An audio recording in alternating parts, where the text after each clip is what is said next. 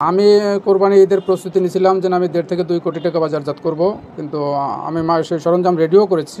আমি বাজারজাত করার আগেই আমি অ্যারেস্ট হয়ে গেছি। একটা মামলা খেয়ে ঋণগ্রস্ত হয়ে বের হয়ে এসে এই মামলার হাজিরা দেওয়া আর এই ঋণ পরিশোধ করা আসলে লিগ্যাল কোনো চাকরি কিংবা কোনো দিনমজুরি কর্ম করে এটা শেষ করা সম্ভব হয় না, যার কারণে বাধ্যতামূলক আমাদের আবার এই কাজে লিপ্ত হতে হয়।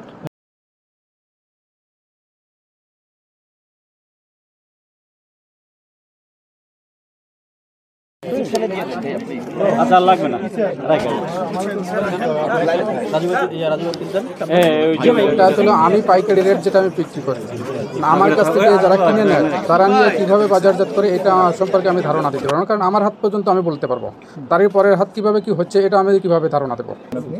আমি কোরবানি ঈদের প্রস্তুতি নিয়েছিলাম যে আমি 1.5 থেকে 2 কোটি টাকা বাজারজাত করব, কিন্তু আমি সেই সরঞ্জাম রেডিও করেছি। আমি বাজারজাত করার আগেই আমি অ্যারেস্ট হয়ে গেছি। এটা দেখতে পারবেন আমার কাছে রেডি আছে 1.5 কোটি টাকার কাছাকাছি আনুমানিক।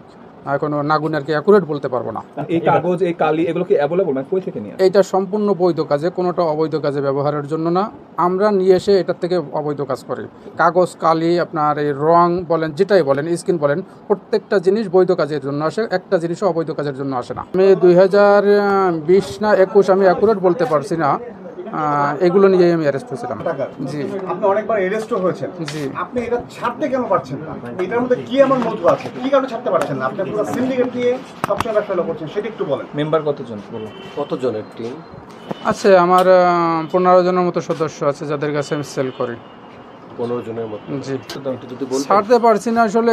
এক একটা মামলা খেয়ে ঋণগ্রস্ত হয়ে বের হয়ে এসে এই মামলার হাজিরা দেওয়া আর এই ঋণ পরিশোধ করা আসলে লিগ্যাল কোনো চাকরি কিংবা কোনো দিনমজুরি কর্ম করে এটা শেষ করা সম্ভব হয় না, যার কারণে বাধ্যতামূলক আমাদের আবার এই কাজে লিপ্ত হতে হয়। না, ইন্ডিয়ান রুপি ক্রেতা বাংলাদেশে 15 জন না। ইন্ডিয়ান রুপিটা আমি রাজশাহী অনলি একজনের কাছে বিক্রি করি, আর ইন্ডিয়ান রুপিটা একমাত্র রাজশাহী সোনা মসজিদ এই সীমান্ত এলাকার থেকে যায়, অন্য কোনো বর্ডার থেকে আমার জানা সত্ত্বে যায় না। সব যা আমি শুরু করার পরের থেকে যত মালই আমি বিক্রি করছি রাজশাহীর মানুষের কাছে, এবং তারা এসে নিয়ে যায়, তারা সোনা মসজিদের ওদিক থেকে আপনার ইন্ডিয়া পাচার। এই লোক স্পন্টেনিয়াসলি আপনাদের যাদের জিজ্ঞাসাবাদে সে বলতেছিল যে সে গত 15-20 বছর ধরে এই কাজগুলো করতেছিল এবং সে সব রকমের মুদ্রাই বানায়। আগে সে 500-1000 টাকা নোট বানাতো, এখন সে 200 টাকা নোট বানাতে থাকে, এমনকি জালটাও সে কিছু কিছু বানায়। তো সে যেটা বলেছে, এখন থেকে 5 বছর আগেও সে 6000-7000 টাকা এগুলো বিক্রি করতো, এখন কালির দাম বেড়েছে, সব কিছুর দাম বেড়েছে, সে এগুলো আরও বেশি দামে বিক্রি করে। এবং আমরা জেনেছি সে প্রতি মাসে তার যত কর্মচারী আছে যাদেরকে দিয়ে সে জাল টাকা বানায়, রুপি বানায়, সেই কর্মচারীদেরকে সে বৈধ বেতন দেয় 2.5 থেকে 3 লাখ টাকা। তাহলে সে কি পরিমাণ টাকা লাভ? সে এইখানে আমরা তারই এক মহিলাকে গ্রেপ্তার করেছি। সে কয়েকদিন আগে, 10 দিন আগে তার কাছ থেকে 50 লাখ টাকা 50টা বান্ডেল নিয়ে আসে বিভিন্ন মানে। তার মানে সে অনেক বড় মূল্যবান এই কাজগুলি করে থাকে।